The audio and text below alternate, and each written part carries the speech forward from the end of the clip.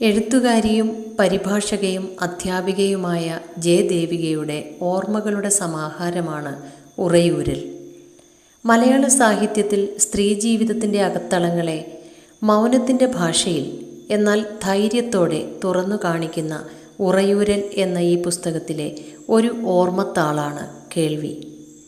കേൾവി ഒരു ശാരീരിക കഴിവ് മാത്രമല്ല, അത് നമ്മുടെ അനുഭവങ്ങളെയും വികാരങ്ങളെയും രൂപപ്പെടുത്തുന്ന പ്രധാന ഘടകമാണ്. കേൾവി എന്ന ഈ ഓർമ്മത്താളിൽ നിന്നും ഒരു ഭാഗം നിങ്ങൾക്കായി ഇതാ. കാടുപിടിച്ചു വളരുന്ന കുഞ്ഞു ചെടികളോടുള്ള വാത്സല്യം, ഇംഗ്ലീഷ് കവിതയോടുള്ള പ്രേമം, അവ കൂടിച്ചേർന്ന ഒരു സായാഹ്നം ഒരു തരി പോലും മങ്ങാതെ എൻ്റെ ഉള്ളിലുണ്ട്. കോളേജ് വിട്ട് 2 മണിക്കൂർ കഴിഞ്ഞാൽ മതി, ആദിമമായ ഒരിരുണ്ട പച്ച ആ സ്ഥലത്തെ ആകെ മൂടും. വെയിൽ മരത്തലപ്പുകളിൽ നിന്ന് ഓർന്നിറങ്ങുന്നത് നോക്കിയിരുന്നാൽ നേരം പോകുന്നതേ അറിയില്ല. 5 മണിക്കകം എല്ലാവരും പൊയ്ക്കൊള്ളണമെന്നാണ് നിയമമെങ്കിലും അല്പനേരം ഒറ്റയ്ക്കിരിക്കാൻ ഞാൻ അവിടെ തന്നെ കൂടും. വിമൻസ് കോളേജിൻ്റെ പഴയ കെട്ടിടത്തിൻ്റെ പൊട്ടിയ മതിലിലെ വിടവിൽ വേരുപടർത്തിയ ഒരു ചെടിയെ നോക്കി ഞാനിരുന്നു. You are still here? ടീച്ചറുടെ ശബ്ദം ഇന്നും എത്ര തെളിഞ്ഞു കേൾക്കുന്നു. ഞാൻ തിരിഞ്ഞു നോക്കി.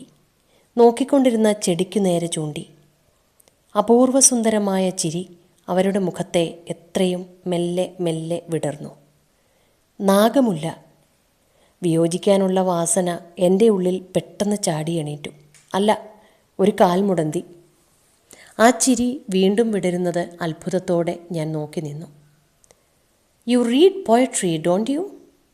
ടെന്നിസൺ? ഞാൻ പറഞ്ഞു. അതെ, ടെന്നിസൺ. ആ കവിത എനിക്കറിയാമായിരുന്നു. Flower in the granite wall. ഞാൻ ചൊല്ലിത്തുടങ്ങി. ബാക്കി അവരും. I pluck you out of the crannies, I hold you here, root and all in my hand. Little flower, but if I could understand. ഞാനത് മുഴുമിപ്പിച്ചു. What you are, root and all in all, I should know what God and man is.